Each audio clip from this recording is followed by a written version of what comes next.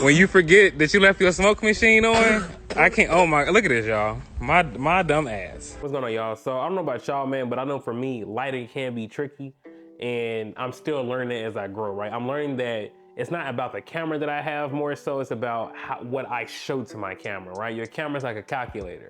So if you get, you know what I'm saying, you put garbage in, you're gonna get garbage out. So with me following that same principle moving forward in my filming career, I've been really trying to step up my lighting game and also practice. I'm just getting better with lighting and trying different scenes and different lighting techniques and things of that nature. So today, I'm gonna go over how I lit this music video, right? And even though I love how the music video came out, there's a lot of things that I learned about it, and in which, there was one main takeaway I really want you all to take away from this, but also with the gear that I have, I wanna show you all how I use it in tangent with what I shot. The gear that I use in this video was a Mix Panel 150, the Forza 60B Mark II, the Pavo 230Xs along with the 30Cs, and the Forza 300B Mark II. And definitely an honorable mention gonna be the Falcon 9 24DX Mark II. Everything I'm discussing in this video, I'll make sure I link down in the description below like I always do, but just kind of want to give you guys an idea of what was being used on this set. Now this set, or this music video that we're doing, is actually being inspired by the movie called Set It Off. The movie starred Queen Latifah, Jada Pinkett Smith, Vivica A. Fox. I forgot the other chick's name, I'll make sure I throw it up here. But it was a fantastic movie. You know, if you've seen this movie, you've probably seen Dead Presidents 2. You know, these are movies I loved and grew up on. Now, at first when we originally started, because we did all our pre-planning in Milanote, it just so happened that we kind of started to run out of budget, so we had to kind of make adjustments on the fly, which sometimes can lead to, we'll say, a different vision in your music, you know, in your production, but nonetheless, you have to learn how to pivot in this business. So with that being said, we had a couple of scenes. We had like a scene that took place, if you watch the movie Set It Off, there's a scene when they're talking to the boss, and the boss is tripping on them about not getting back to work soon enough, about them not cleaning and stuff like that, cleaning the office. And then we also have a heist scene, the actual robbery that takes place, and you know, just the opening scene rather. So so the first scene that we're gonna start off with the breakdown is gonna be the indoor scene, right? In this scene, they're sitting there, like they're talking to each other, and like this is the opener of the video where they're just, you know, again, just like Set It Off, they're discussing about, you know, how they tattered their boss, things of that nature. And outside we have a 300B Mark II coming in like as my son. They kind of also hit my main subject in the blue shirt, hit them with a nice little key light that's coming in from the outside as sun would. And then I also have a Mix Panel 150 tucked in a corner as well to kind of splash some more field light into them so they won't be so dark. Also in the same scene, we have a 60B Mark II tucked in the corner, adding just a bit of a hair light for the other actors that's playing in this, their boss, just kind of give them a hair light to separate them a little bit more from the background. Like 60B Mark II with the Fresnel attachment that was serving as the hair light for the subject. Then we had the Mix Panel 150. This was serving as the key light. It was over there in the corner, serving as a key light for this. And then we have the nanlite 300B Mark II out there. Again, we are trying to fill in the light in the dark spaces so we can mimic daytime. All the lights are doing what they're supposed to do. All the lights are balanced at 5600. Even with the Mix Panel 150 light, again, this is why it's one of my favorite lights, as I've told you all in many videos, because it's so versatile. And then being able to change from a hard light to a soft light, I didn't even have to put like a, you know, like a softer diffusion on the Mix Panel 150 when I tucked in the corner. It was able to light my subject just fine and still give them a soft light without it being too harsh. Like, honestly, the Mix Panel 150, again, man, that's probably the most slept on light that I've used. Now, in a perfect world, we would definitely use a scrim, and I do actually have one now provided to me by Glide Gear. A video about that will be coming out soon when I shoot my next non-for-profit interview section. If y'all want to kind of like learn more about that, because this is primarily what my focus is in my career. I'm a documentary and corporate videographer, so make sure you all subscribe to the channel to check that out. And then also for people who actually want to see more behind the scenes, and then also just a reminder, this video actually does have a full BTS, so I kind of show you all throughout my whole day, and not just a lighting breakdown, but that is my members only. So if you all want to make sure you check that out, click the little icon down on YouTube, you will check it out, and you'll be able to access that video to see the full length of the BTS video of how I shot this music video, uncensored and everything, just me, true, raw, authentic me. But like I was saying, I you know, in a bigger production, we would have had a scrim outside to kind of even have more light coming in, and also have an even more softer light. But again, sometimes like knowing how to use your lights and work within the constraints that you have, especially with the time budget, we were already kind of like 4 hours behind, if you will. So I was trying to light things as quickly, as effective, and efficient as possible. And honestly, being able to use the nanlites helped me with that. Being able to use this 300B Mark II and the 60B Mark II on the app, if I need to quickly make an adjustment, whether it's brighter or change a little bit warmer, it was just a beautiful thing to have. Nanlite don't kill me, but I hate the first generation Nanlite tubes now. The Pavo tubes actually you can control with the app on your phone. That's fire, right? Because now I can hang up this do whatever I need to do with it, change the brightness, change whatever I need to change. I can do that now from over here with my phone. In comparison, none of these other lights that I have hooked up right now are app controlled. So let's go, Nanlite. Now we're gonna move on to the height scene. Now with the height scene, this is probably one of my favorite because I did like a top-down light and like a teal and orange. As you all can see, like their colors are pretty much orange and yellow. So I just figured it'd be easy to do a teal and orange look. So we have a Falcon Eyes coming down as a main key light, top-down light. Then we have a couple of Pavo tubes bouncing around the room, just kind of giving some fill light. We also have a Pavo tube spilling back on the back wall as a blue light. Then we have another Pavo tube 30C, kind of tucked off in the corner a little bit, just kind of give them some separation from that blue background with an orange fill light. Again, trying to just make sure I hit that teal and orange as close as possible. And this is what's funny. Like, this is why I'm like, man, I actually hate the Pavo tube 30Cs in comparison to the Pavo tube 30Xs because my gaffer, having him go up there and then like change the light color was getting kind of annoying after a while.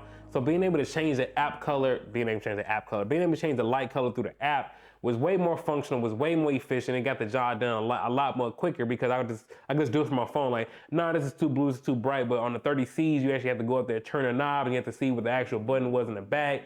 I mean, it was just pretty much a headache. So I'm pretty much would just be moving all of my lights exclusively to the 15Xs and the 30Xs. The 15Xs definitely will be replacing my 30Cs. I might be even selling them. So if you all are curious about that, in my members only group chat, I do give people discounts on some of the gear that I sell. So if you all are actually interested in buying the 30Cs from me at a pretty good price, comment down below, let's have a conversation. Another thing too that made this scene stick out and that made it look so good to me was the haze. It definitely had a fog, well, that's a fog machine, but definitely had a fog machine in there. And as you all can see for some of this BTS, my dumb stuff, I left it on like the whole time, like an idiot. When you forget that you left your smoke machine on, I can't, oh my, look at this, y'all. My dumb ass. Wow. Can't see nothing. I almost killed my goddamn something. Hey. Oh my God. Wow. Wow, wow, wow. This is filmmaking, y'all. This is filmmaking.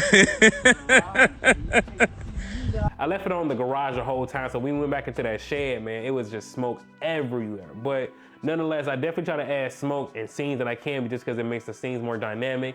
And again, depending on the budget and time constraints that I'm on, I would actually try to do that with every scene that I do. So that way I know that if I like this scene, and I know I need some volumetric atmosphere and I need like some light rays and all that, haze will give me that. So I love using haze for that. I wish I could do it on every single thing I do, on every single scene, but sometimes you can't.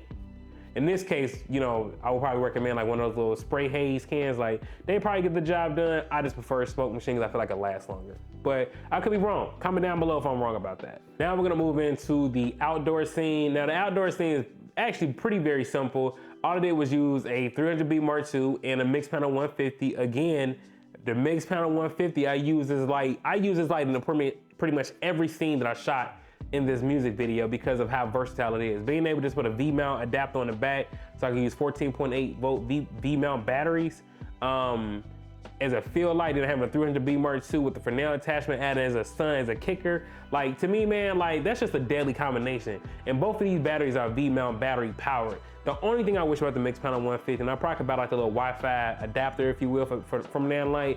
I just wish it was like my other newer lights that I have. Newer meaning like the Mark II version of the 300B series. I wish it was just compatible with the app that I have on my phone, because if it was, man, that would just put this like over the top. If the mixed panel 150 got updated to use an app that's currently on the phone now, like, it would be a killer amongst a lot of these lights, especially at the value and the versatility that it offers in this package. Again, very simple scene. Mixed panel 150 just adding in just a fill. 300B Mark II adding in as the kicker. Again, make sure I have they're across from each other, like they are opposite of each other. Just like, that's the film rule. Like, obviously, if you have a key light here, your kicker should be on the opposite side. So like, that's the reason I did it that way. And it looks great, you know what I mean? For an outdoor scene, again, very quick run and gun.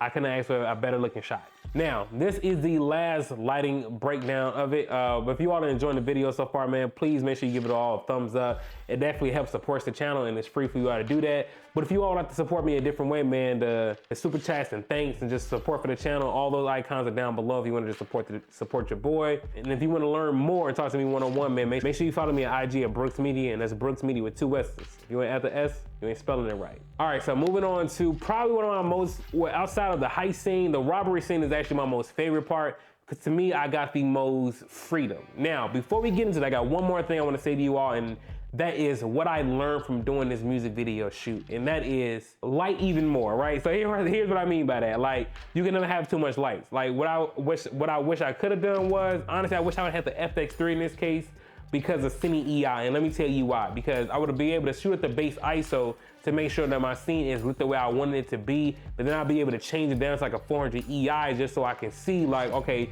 this is what it's gonna look like in post when I decide to bring that down. Not saying that you can't figure out like a workaround like this for like the A7S III.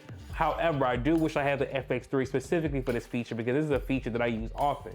Prime example, I'm shooting at the base ISO 800, but I got my camera set to a Cine EI of 400, just so I can see what it's gonna look like when I bring it down, to make sure my highlights are protected, I can still see the green and all of that. Like, that's just that's a clutch feature to have. I'm not even gonna hold you. Like, I've actually, you know, gravitated to the FX, because I have the FX30 now as well. I've actually gravitated to the FX30 because of this feature. So, you know, again, what I've learned is make sure when you light your scene, you light it at the exposure like your sensor needed to be at, so just so it won't be so grainy. Now, depending on what you're doing, that grain can actually kind of play into the look of your overall product, so that might work for you.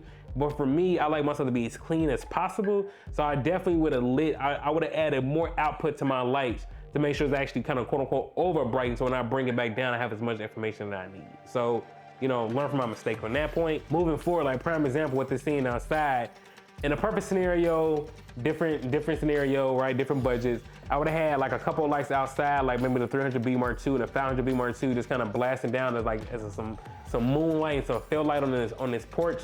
And luckily, like this light that you all seeing here, like that's being used in the top left, like when they kind of go in, that's actually a Pavo bulb 6C. I forgot to mention that we use the Pavo bulb. It's probably not called a 6C, but I use the Pavo bulb for this.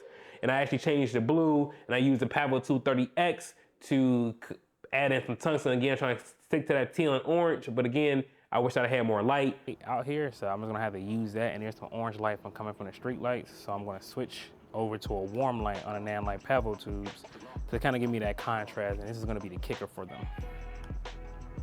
But as you all can see, like this is the contrast that we're doing as they're kind of like breaking into the house. And when we switch over to the opposite scene, I have a Pavo tube tucked in the corner at like 3200 to kind of blast some blue hue on the door, just so it wouldn't be so dark, so you can, you know, since you can actually see what's going on.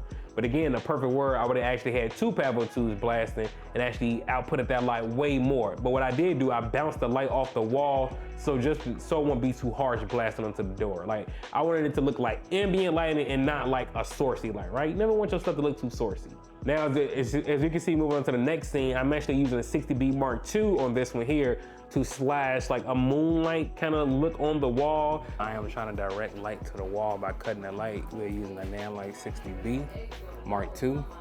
I'm trying to make like this coming from the moon. I guess I could raise it high up, but you know, in movies, it ain't always gonna make sense as long as it looks good. So this is what it looks like. Like a little moon shot, as if moon was coming out the window. I love this scene. It's probably one of my favorite scenes in there. And then we're also kind of doing the same thing here, kind of like a moonlight look as they are starting to enter the bedroom from the, you know, by the banister.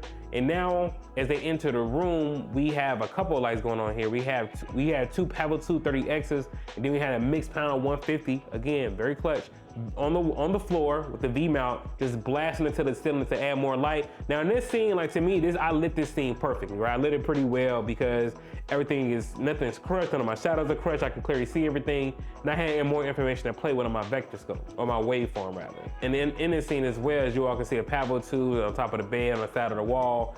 In this scene here, when they're grabbing the money, I actually have like the Pavo 2 6C tucked in there on a magnet, just adding some field light in just so I can see my subject well enough. Like the great thing about lights is once I get better at lighting, it's gonna make, like, I want my stuff to look like it's not being lit, but it's lit well, right? I want everything to look just natural. Natural lighting is what I'm trying to aim for when I do this stuff. So you know, make sure you all follow me in this journey so when I get better, you all can get better and learn from my mistakes as well. So with that being said, man, I hope you all learned something in this video. I hope you all, you know, enjoyed the lighting breakdown. If you all want to see more of this, man, please comment down below, or maybe some things that I should have done differently or done better, please comment down below. I'm looking to learn from you all as well. It's your boy Sean B, and I'm out. Deuces.